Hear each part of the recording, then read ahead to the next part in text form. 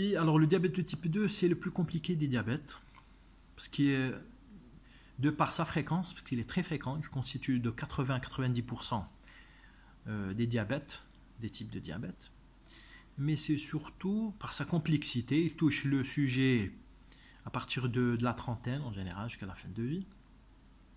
Donc on aura plus de diabétiques, des profils différents, contrairement au type 1. Donc on aura affaire surtout à des jeunes, des enfants, des jeunes, donc pratiquement les mêmes tendances, les mêmes mentalités, etc. Le type 2, ce sont des adultes avec un rythme de vie très différent, avec des responsabilités, avec des résistances. Donc c'est assez compliqué. La relation, c'est-à-dire ce qui est compliqué, c'est la relation avec le patient. Quand on arrive à établir une bonne relation avec le patient diabétique, qu'il comprenne ce que nous disons, qu'ils prennent au sérieux nos conseils, donc en général la partie elle est gagnée. Okay, ça ne veut pas dire qu'on n'arrive pas à équilibrer les patients, hein. Nous avons des patients très bien équilibrés, vivent très bien, mais ce n'est pas une chose facile dès le début.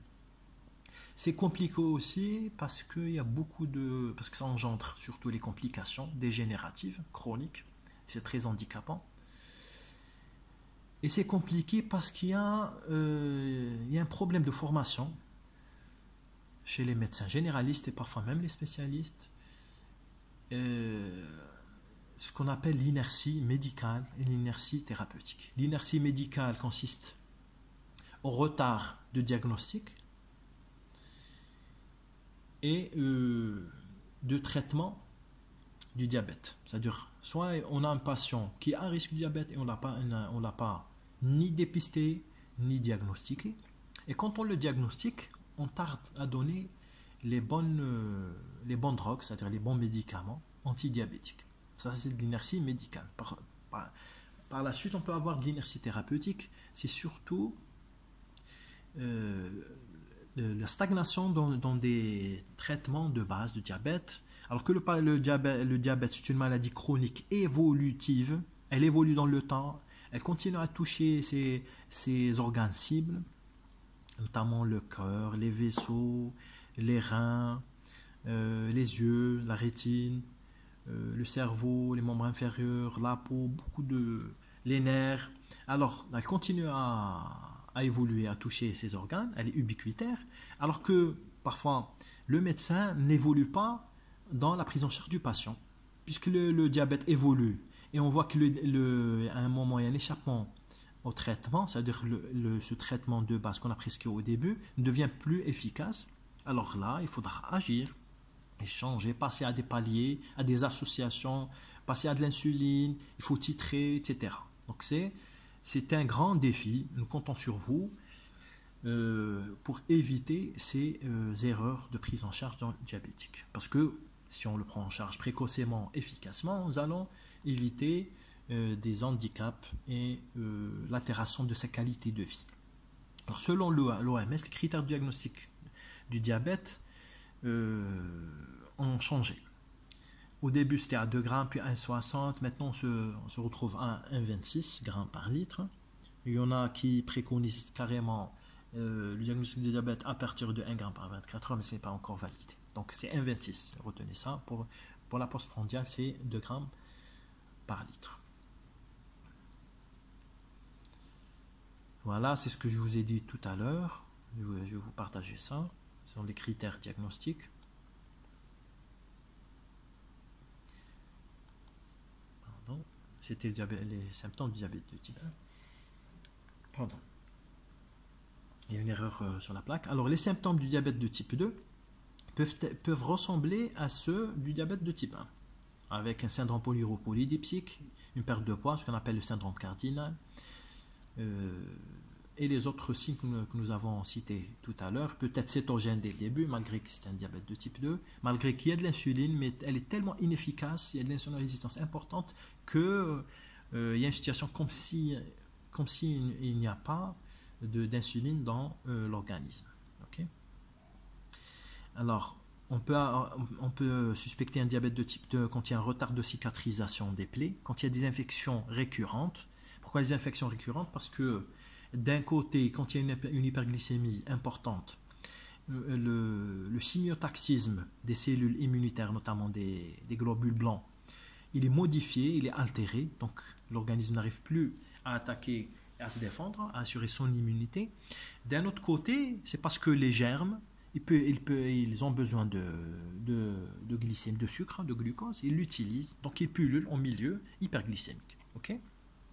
On peut avoir un engourdissement des mains et des pieds, et là, quand on a ça, c'est que probablement le diabète de type 2, il a déjà évolué, on est au stade de complications, notamment neurologiques, neuropathiques. Okay. Alors, cependant, le développement du diabète de type 2, il est généralement lent. Lent, contrairement au diabète de type 1 qui est rapide, ça veut dire après le début des troubles physiopathologiques du diabète de type 1, en général, c'est quelques jours, des fois quelques semaines, et on découvre et il se déclare cliniquement.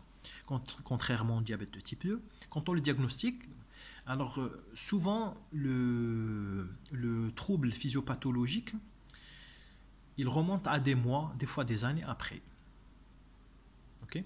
Alors pourquoi? Parce que l'insulinorésistance, il y a un début de déclin de l'insulinosécrétion.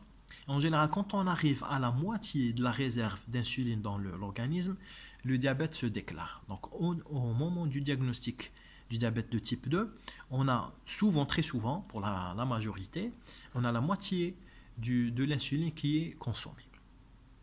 Pour éviter tout ça, il faut le diagnostiquer précocement, faire du dépistage. Okay, et conserver l'insuline endogène, l'exploiter et éviter les traitements les plus compliqués par la suite. Okay.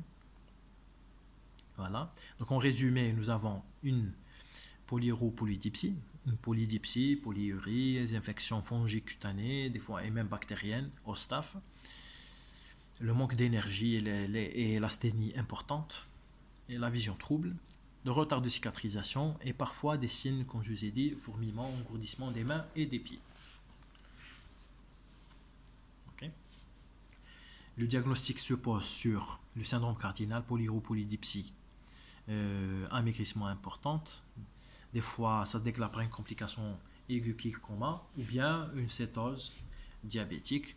Je me répète, la glycémie à jeun doit dépasser les 1,26, elle est supérieure ou égale à 1,26. Là, et en millimol, c'est 7 millimoles, sachant que la glycémie normale de 1 g, elle est de 5,5 millimoles par litre, pour savoir convertir. Donc 1 g de glucose équivaut à 5,5 millimoles. Okay. Et la glycémie postprandiale ou à n'importe quel moment de la journée, indépendamment des repas, alors qu'il dépasse les 2 g par litre. Voilà. L'intolérance au glucose elle est définie par une glycémie postprandiale ou HGPO à 2 heures, c'est-à-dire hyperglycémie provoquée par voie orale, je vais vous dire comment on l'a fait, qui est comprise entre 1,40 et 2 g par litre. L'hyperglycémie modérée à jeun ou bien l'hyperglycémie à jeun non diabétique, c'est entre 1 g, c'est une glycémie à jeun, située entre 1 g, 1,10 g et 1,26 g.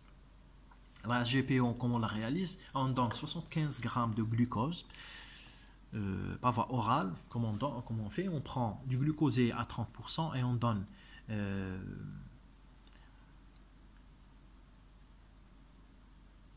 du 75 g, ça veut dire 150 cc de glucosé à 30% et on aura 75 g de 125 plutôt, pas 150, 125, et on aura 75 g à ingérer directement, il le boit à jeun, et on va mesurer la glycémie à J0, plutôt à T0 avant l'ingestion, puis chaque 30 minutes pendant 2 heures, et on verra l'allure.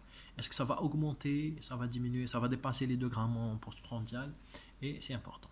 Ça peut être utilisé aussi pour les hypoglycémies dans d'autres indications qui ne nous intéressent pas aujourd'hui. Voilà. Alors, l'utilité pour le diagnostic, on est toujours dans le diagnostic positif, l'utilité de l'hémoglobine glyquée, l'HbA1c, c'est l'hémoglobine A, ça veut dire adulte, type 1, fraction C, c'est ça l'HbA1c. On l'appelle aussi l'hémoglobine glyquée ou hémoglobine glycatée, surtout les anglo-saxons qui l'appellent glycated hémoglobine. Le terme hémoglobine glycosylique que vous pouvez trouver des fois dans des publications est impropre. Voilà. Donc surtout hémoglobine glyquée. Okay. Et la fructosamine. La fructosamine aussi, c'est une protéine qui se lie au glucose, mais de durée de vie assez courte. L'hémoglobine glyquée nous renseigne sur 3 mois, la fructosamine sur 15 jours. Elle peut être utile en cas de diabète gestationnel ou en cas de grossesse sur diabète de type 2 déjà connu, en cas d'insuffisance rénale, ou bien l'équilibre pendant le ramadan, puisque le ramadan il est court, on l'utilise de temps en temps.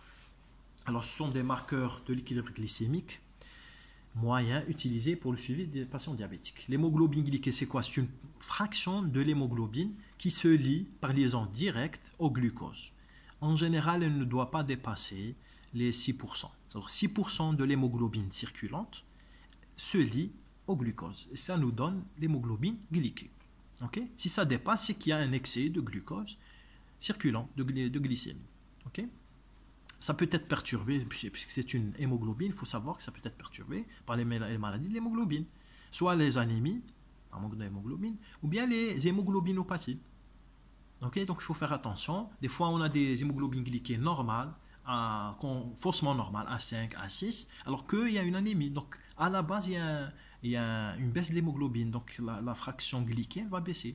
Quand on corrige l'anémie, on va retrouver que l'hémoglobine glyquée aussi va augmenter.